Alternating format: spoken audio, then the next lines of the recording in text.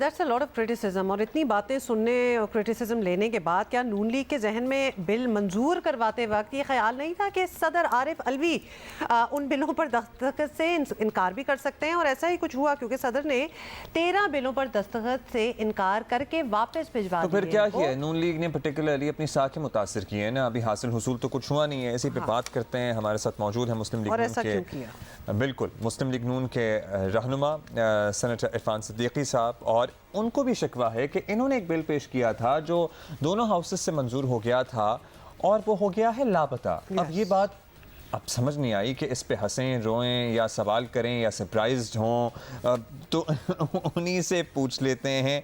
और बहुत शुक्रिया आपका, good to see you Irfan साहब, after a very long time actually. आप लोग भी लिफ्ट नहीं कराते ना जब पावर में होते हैं, तो वो शिकवा हमारा भी बनता है। अब ये बताइएगा कि पार्लिमानी तारीख में पहली बार ऐसा हुआ है कि 2 दिन में 53 बिल माशाअल्लाह मंजूर कराए गए, और ये सब कुछ हुआ वज़ीर आज़म उस वक्त के शहबाज शरीफ साहब की क़यादत में। तो क्या ये भूल गए थे या जहन में नहीं था कि भाई अल्टीमेटली सदर साहब को भी दस्तखत करने होते हैं? अब उन्होंने दर्जन भर से ज़ायद तो वापस कर दिए हैं, तो इस सारी मश्क में क्या हासिल हुआ? खाया पिया भी कुछ नहीं, ग्लास भी तोड़ा 12 आने का।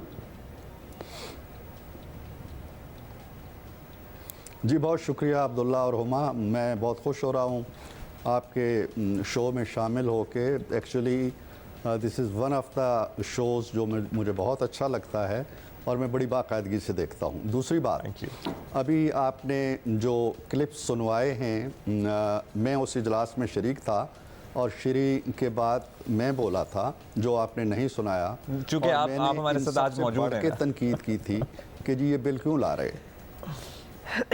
नहीं, मैं रिकॉर्ड दुरुस्त करने के लिए कह रहा हूँ कि हमने गर्दन नहीं हिलाई, हमने वहाँ मैंने खुद खड़े होकर तनकीद की कि जिन बिलों को आप ला रहे हैं ये कल हमारे लिए शिकंजा बनेंगे, तो खुदा के लिए ऐसा ना करें। तो बहुत अच्छा होता कि आपके जो देखने वाले हैं वो देखते कि वहाँ PMLN के अंदर से भी आवाज़ें उठी हैं, ऐसी बात नहीं है। एनीहाउ आगे चलते हैं। एक बात जो आपने कही कि ढेरों आए बिल, और बिल्कुल आए, इसमें कोई शक नहीं है, और कुछ तो नेचुरल होता है। जिस तरह हम देखते हैं कि आपका शो जब आखिरी लम्हों में होता है तो आपको भी थोड़ी सी तेज़ी पड़ी होती है कि ये जल्दी करो, ये रह जाएगा, ये रह जाएगा। रोज़े के अफ्तारी का जब टाइम होता है तो आपाधापी की कैफियत पैदा हो जाती है। तो यूं ही जब हुकूमत जाने लगती है, कोई भी हुकूमत जाने लगती है, तो उससे बड़े भूले हुए काम याद आ जाते हैं। मैंने हाउस के अंदर भी कहा था कि ये बर्क रफ्तारी का नाम मैंने दिया था, ये बर्क रफ्तारी अच्छी नहीं है, तेज़ रफ्तारी अच्छी नहीं है। उसमें ये होता है कि कंसेंसस नहीं हो पाता, लोगों को भी एतराज़ होता है। ये नहीं, अगर एक बिल आता है और हमें कहा जाता है कि जी ये सरकारी बिल है, और सरकार के जो हम अरकान हैं उनको भी इल्म नहीं है कि इसके कंटेंट क्या हैं, तो उसमें अफसोस होता है। तो सर, मैं मुख्तसर कता कलामी की माजरत मुझे बस एक ऐड करने दीजिए ताकि आप उसका भी साथ ही जवाब दे दीजिए कि ये कितनी ज़रूरतें थीं और कितनी मसलहतें थीं जिनके तहत ये बिल लाए गए? कॉम्प्रोमाइज़ेस कितने थे इसमें? देखें अब्दुल्ला, सियासत जो होती है ये कोई 2 + 2 4 की तरह नहीं होती। इसका बिल्कुल कोई प्रोग्राम शो की तरह कोई स्क्रिप्ट नहीं होता, टाइमिंग नहीं होती कि इतने सेकंड इतने मिनट फलां को देने। इसमें कंप्रोमाइज़ भी होते हैं, मसलतें भी होती हैं, अपनी ज़रूरतें भी होती हैं, वक्त के सियासत के तकाज़े भी होती हैं। सियासत इन सारी चीज़ों का एक मलगूबा होती है। तो इस मलगूबे के अंदर से आप 2 + 2 4 की तरह की तवक्को ना रखें। लेकिन मैं ये समझता हूँ कि ये जो बिल आए हैं, बहरहाल इनकी ज़रूरत महसूस की है। और आप ये भी याद रखिए कि ये PMLN के बिल ज़रूर कहलाते हैं, लेकिन ये PMLN के बिल नहीं थे, ये PDM के बिल थे। यहाँ जो अरकान बैठ के बातें कर रहे हैं, इनकी जमातों ने उस पर, रज़ा रब्बानी साहब की जमात ने तस्दीक की, कामरान मुर्तज़ा साहब की जमात ने तस्दीक की, तो मुश्ताक साहब की जमात वो वाहिद रुकन है। तो इन लोगों ने जब ये इजलासों में बैठे हैं या बिल तैयार हुए हैं तो वहाँ पे जाके हामी भरी, साइन किए हैं। और यहाँ आके गैलरी के लिए कुछ लोग अपना एक नुक्ता नज़र रखते हैं, पेश करते हैं। लेकिन मैं ये समझता हूँ अब आपके प्रोग्राम में कि ये जो भरमार होती है, PTI के दौर में मुझे याद है कि चंद मिनटों के अंदर मोर देन 40 कानून उन्होंने मंजूर कर लिए थे। अच्छा, इसमें एक और एंगल भी याद रखिए کہ اس وقت جو PMLN جو نیشنل اسمبلی ہے اس کے اندر اپوزیشن نام کی کوئی چیز ہے نہیں ہے. اس کا قصور آپ ان لوگوں کو تو دے رہے ہیں جو بیٹھے ہوئے ہیں اور تیزی سے قانون پاس کر رہے ہیں, لیکن ان کو بھی یاد رکھیں جنہوں نے اس کا بائیکاٹ کیا, اس کو چھوڑ دیا, اور جو اچھی خاصی تعداد میں رکاوٹ بن سکتے تھے, ان چیزوں کو روک سکتے تھے. دو ووٹوں کی اکثریت سے یہ حکومت قائم تھی. اگر PTI یہاں موجود ہوتی تو اس طرح یہ بلڈوز نہ ہوتے قوانین. تو ان کو بھی اس کا خراج تحسین ضرور پیش کیجئے. ایک بات جو رہ رہی ہے جو میرے ایجنڈے کی تھی کہ میرا بل گم ہو گیا. اب یہ بڑی دلچسپ بات ہے, آپ کے پاس اتنا ٹائم نہیں ہوگا کہ میں ساری اس کی بیک گراؤنڈ بیان کروں. بل ایک میں نے پیش کیا, آپ نے اس کا تلاش گمشدہ کا اشتہار, ایک تو میں آپ کی مجھے باقی بات تو PTI والی نا کہ ہم نے تو چلیں بل پاس کر دی ہے, مطلب آپ کی آواز تو ہم تک پہنچی فلور آف دا ہاؤس پہ بھی, لیکن PTI چونکہ تھی نہیں تو وہ روک سکتے تھے. یہ بات بھی پتہ نہیں کتنی ہضم ہوگی لوگوں کو. اور پھر آپ کا جو بل گم ہوا سر, یہ ابھی کوئی ایک ہفتے میں گم ہوا ہے جب سے آپ لوگوں نے دفتر چھوڑے ہیں, یا پھر پہلے سے گم ہے؟ یہ 14 ماہ سے گم ہے, اور 14 ماہ کے دوران میں متعدد بار, چونکہ میں سینٹ کا رکن ہوں, سینٹ میں کھڑے ہو کے میں نے مطالبہ کیا, میرے ساتھ سارے ہاؤس نے مطالبہ کیا, اور میں نے کہا جی کہ یہ میری پراپرٹی تھی جب تک میں نے بل پیش نہیں کیا تھا. سینٹ نے منظور کر لیا, یہ سینٹ کی پراپرٹی ہوگی. قومی اسمبلی نے منظور کر لیا, یہ پارلیمنٹ کی پراپرٹی ہوگی. پارلیمنٹ جو 21 جون 2022 کو بل بھیجتی ہے اسنٹ کے لیے, وہ کہاں گیا؟ یہ کوئی اونٹوں کا یا گھوڑوں کا یا خچروں کا زمانہ نہیں ہے کہ پیغام رساں اس پہ بیٹھ کے جاتے ہیں. ایک ایک چیز جو ہے کمپیوٹر پہ ہوتی ہے. کوئی ابھی آپ دیکھیں 10 تاریخ کو میں نے جناب اسپیکر کو خط لکھا کہ جی آپ اس پہ مجھے کچھ بتائیے. آج شاید 17 ہے, لیکن ان کی طرف سے مجھے کوئی ریسپانس ابھی تک کم از کم نہیں آیا. تو یہ پارلیمنٹ نے ایک قانون بنایا, اور میں نے یاد دلایا ان کو کہ آپ نے توہین پارلیمنٹ کا ایک قانون بنا لیا کہ جو توہین کرے گا اسے 6 مہینے کی سزا ہم دیں گے, 10 لاکھ روپیہ جرمانہ کریں. اس سے بڑی توہین کیا ہے؟ ہمارے کچھ قانون تو عدالتوں میں مر جاتے ہیں, کچھ قانون جو ہے وہ ایوان صدر میں پھانسی چڑھ جاتے ہیں, کچھ راستے میں تاریک راہوں میں مارے جاتے ہیں. تو پارلیمنٹ کہاں کھڑی ہے؟ اپنی توہین کا وہ خود جواب, خود احتساب نہیں کر سکتی, تو کس کا کرے گی وہ؟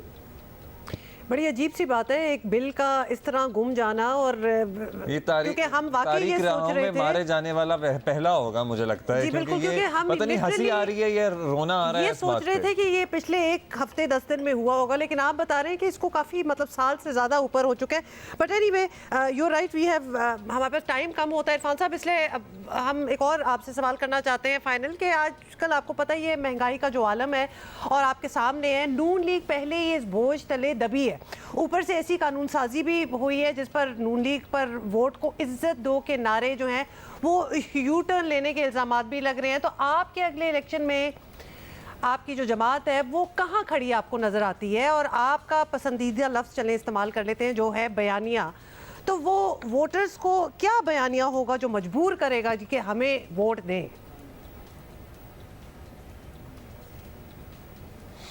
دیکھیں ہما, یہ جیسے میں نے پہلے عرض کیا, ووٹر کے سامنے بھی بڑے آپشنز ہوتے ہیں, ووٹر بڑا غور و خوض کرتا ہے, اور ووٹر کے سامنے 2 چیزیں ہوتی ہیں.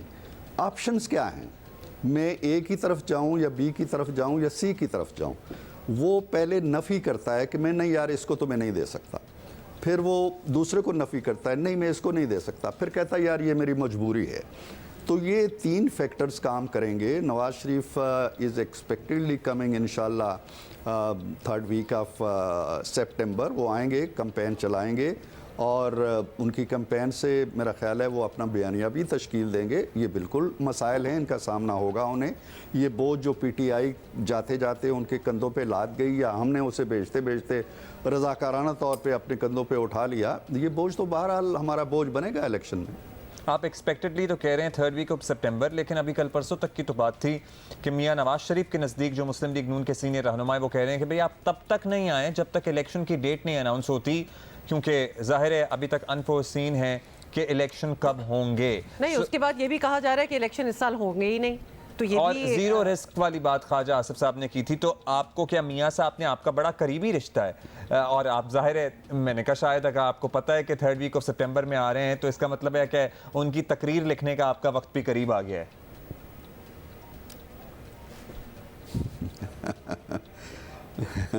जी आप बहुत बाखबर हैं अब्दुल्ला, लेकिन ऐसी बात नहीं है। मेरी इस मौजू पे मेरी रोज़ ही बात होती है, आज सुबह भी हुई है, लेकिन इस मौजू पे चूँकि आपको मालूम होता है कि ये जो हमारी कन्वर्सेशंस होती हैं इतनी महफूज नहीं होती हैं, तो ये क्लासीफाइड किस्म की जो इतलात होती हैं कि उन्होंने कब का प्रोग्राम बनाना है और कब आना है, ये हम ओपनली डिस्कस नहीं करते। और ना ही मैं तारीख़ें दिया करता हूँ। आपको पता है यहाँ बहुत से तोताफ़ाल और नजूमी हैं जो इस तरह की तारीख़ें देते रहते हैं। मैं अपने क़यास के मुताबिक, अपने अंदाज़े के मुताबिक, हालात को स्टडी करने के मुताबिक, माहौल को देखने के मुताबिक मेरा अंदाज़ा ये है कि he should be here in 3rd और 4th वीक ऑफ सितंबर। अच्छा, सो वो जो एक और एलिमेंट था कि he should not come back unless elections are announced, वो शायद गौर हुआ होगा, वो समझ में नहीं आया प्रॉब्लम। और ये 3rd वीक ऑफ सितंबर, अब इसको मतलब हम कंफर्म समझें? नहीं, इसलिए कि मैं कंफर्म नहीं कर रहा आपको। मैंने कहा है कि मेरा अंदाज़ा है, मेरा क़यास है, माहौल को स्टडी करके मैं अपना एक मफरूज़ा दे रहा हूँ, तो मफरूज़े कंफर्म तो नहीं हुआ करते ना। चलिए इरफान साहब, thank you for being with us. और बाकी जो अब्दुल्ला आप जी बताइए प्लीज़, बात मुकम्मल कीजिए। आपने पूछा था कि इलेक्शन की डेट अनाउंस नहीं हुई तो क्या वो इलेक्शन से पहले आ जाएंगे। मेरा ख्याल ये है कि डेट का मसला शायद आगे पीछे हो जाएगा, लेकिन इलेक्शन तो होने हैं 12। नवाज शरीफ साहब के सामने दो चीज़ें हैं। एक तो ये है कि उन्होंने अपने मुकदमात को किसी बन्ने लगाना है, किसी किनारे लगाना है। Absolutely. दूसरा ये है कि उन्होंने इस कैंपेन की राहबरी और रहनुमाई करनी है। तो इन दोनों इशूज़ के लिए डेट चाहे नवंबर की होती है या दिसंबर की होती है या आगे पीछे होती है, बहरहाल उन्होंने आके अपने मुकदमात को भी साफ़ करना है और अपने इलेक्शन कैंपेन को भी ऑर्गेनाइज़ करना है। तो वो शायद इलेक्शन की फाइनल डेट का इंतज़ार ना करें और उससे पहले आ जाए। अच्छा, वैसे इरफान साहब ब्रीफली आपको 2023 जो है वो इलेक्शन का साल लगता है? हमने राना साहब से भी ये सवाल पूछा था, इसलिए आपसे भी हमने सोचा, आपके मियाँ साहब से हर रोज़ाना ही बात होती है, क्या लग रहा है आपको? देखिए, जहाँ तक मियाँ साहब का ताल्लुक़ है और उनकी सोच है और उनकी राय है, वो ये है कि इलेक्शन में ताख़ीर नहीं होनी चाहिए। वो ये ख्याल करते हैं कि जिस तरह के मसाइल से पाकिस्तान दो चार है, ख़ास तौर पर इकानमी का इशू है, महंगाई की बात आप कर रहे हैं, IMF रिलेटेड इशू हैं, डॉलर कहीं जा रहा है, स्टेबिलिटी नहीं है, और फिर जो निगरान हुकूमतें होती हैं वो चाहे कितनी अच्छी, कितनी नेक, कितनी पारसा, कितनी पाकबाज क्यों ना हो, इन मसाइल से निपट नहीं सकती। तो मियाँ साहब का ख्याल ये है कि हमें जल्द अज जल्द इलेक्शन की तरफ जाना चाहिए, एक नई हुकूमत आए, इन मसाइल से निपटे। वो इलेक्शन में ताख़ीर के तसव्वुर के हामी नहीं है। तसव्वुर के हामी नहीं है, लेकिन उन्हें लगता है कि इलेक्शन हो जाएंगे इस साल, या उन्हें भी लगता है कि अगले साल होंगे?